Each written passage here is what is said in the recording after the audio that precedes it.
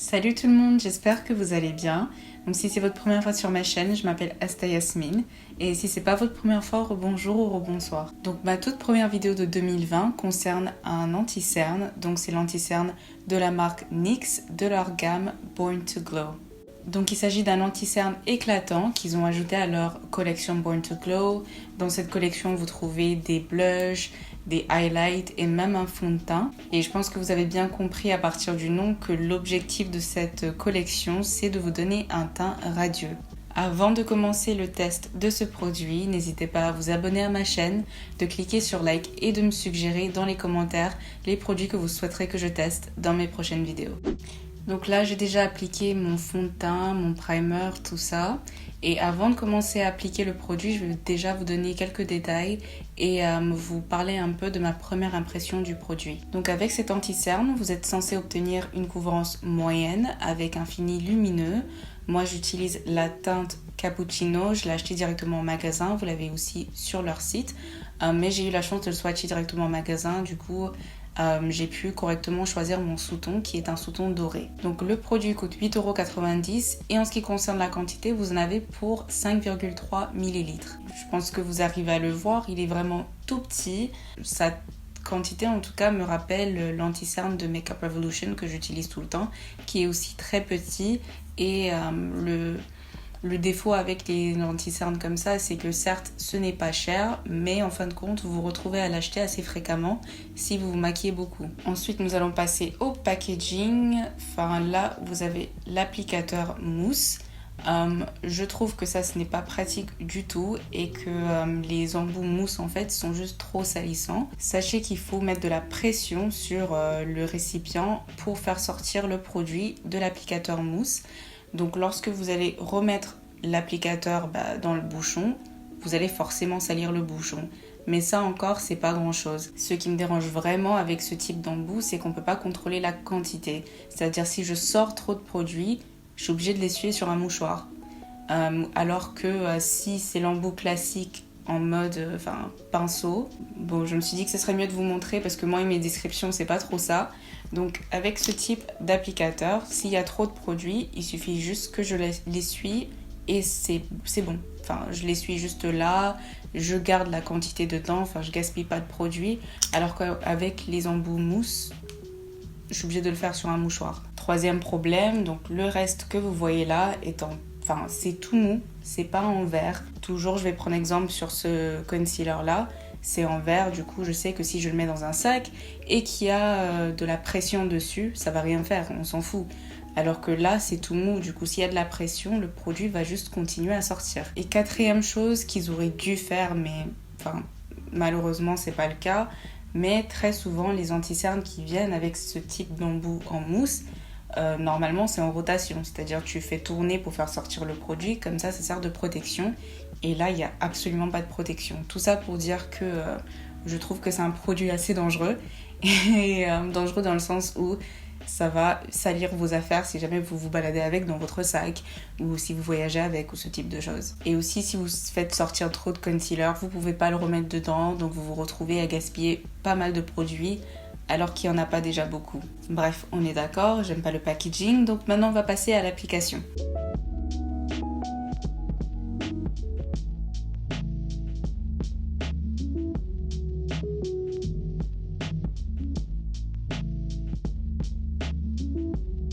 Bon, je dois dire quand même que l'application était très agréable. J'ai pas du tout eu de soucis, mais je pensais avoir sorti juste un tout petit peu de produit alors qu'il y en avait énormément. Donc ça rejoint ce que je disais tout à l'heure par rapport à la quantité qu'on n'arrive pas à contrôler. Mais en tout cas, l'application, top.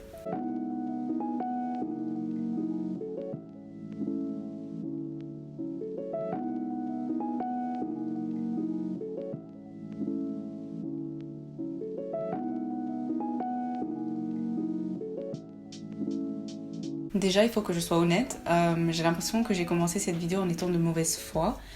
Parce que lorsque j'avais swatché cet anti-cerne sur ma main en magasin, j'ai eu un doute sur la couvrance. Donc je me suis dit, la couvrance va pas du tout me suffire. Et là, je pense que vous arrivez à voir que j'avais eu tort. Donc j'avais laissé l'anti-cerne poser sur mon visage quelques instants, peut-être 5 minutes avant de commencer à blender. Et comme vous pouvez le voir, j'ai pas du tout eu du mal à blender. C'était très facile. C'est un fond de teint, un anti-cerne très hydratant et c'est en effet un fini très lumineux. Ça a tout de suite éveillé mon regard. Pour l'instant, c'est facile à estomper et la couvrance moyenne est bel et bien là. Maintenant, je vais voir si c'est modulable, c'est-à-dire si j'en rajoute, est-ce que la couvrance va augmenter.